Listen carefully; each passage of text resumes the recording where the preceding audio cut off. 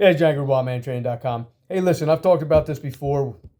Men today are afraid of women. They just are. They're not masculine enough. They have no idea. They're out there, like I said, they're out there following other guys out there who didn't have dates in, their senior year in high school, or they were weak, and then, they grew up, they bought some other pickup books, and then they started lifting weights, and, and whatever. Now they got women, and now they're fucking telling everybody about, and these other guys out there are talking about, oh yeah, you got to have 8, 9s, and 10s. Hey, get the fuck out of here. You know what? That's in your fucking, that 8, 9, and 10 is just a bullshit number. Okay. It's just fucked up. And guys that listen to this shit, man, are forever going to be alone. And, men think that, oh yeah, I'll be 40, 50 years old and I'll be single and I'll have it all. Nah, you probably won't. Okay. And who knows?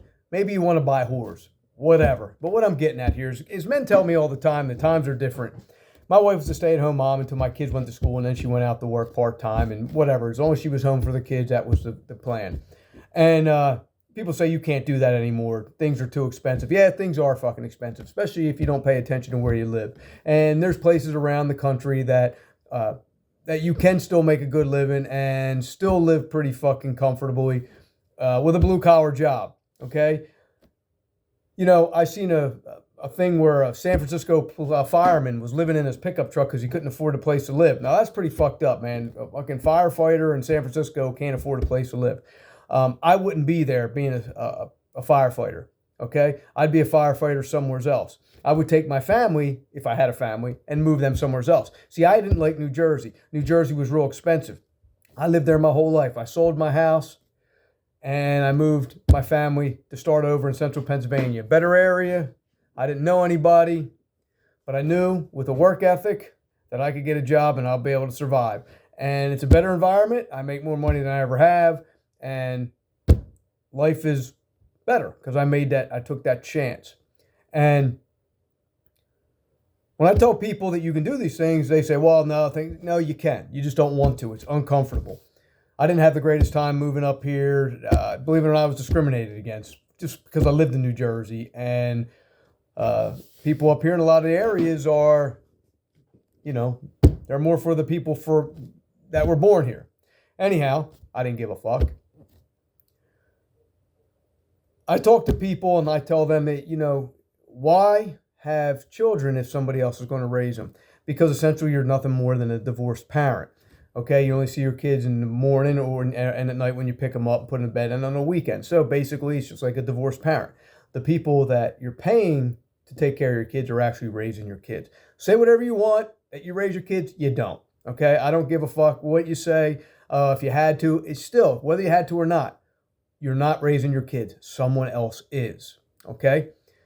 But I've been talking to more and more men in their early 30s, late 30s, who have told me, quite a few actually, that they don't drink. I'm finding more and more men who don't drink.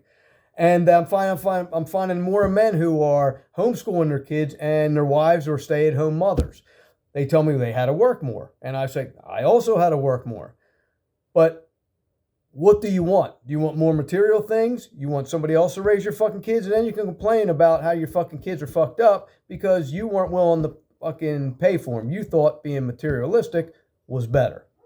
Okay, it's better to have nice cars and homes and big TVs than to have a little bit less material things and have better kids, or at least try to have better kids from, you actually raise them, your parent actually raised them. Even a grandparent is still better than a fucking stranger. So don't tell me that you can't. Don't tell me that bullshit, because I did it and other people today are doing it, and they're doing it more.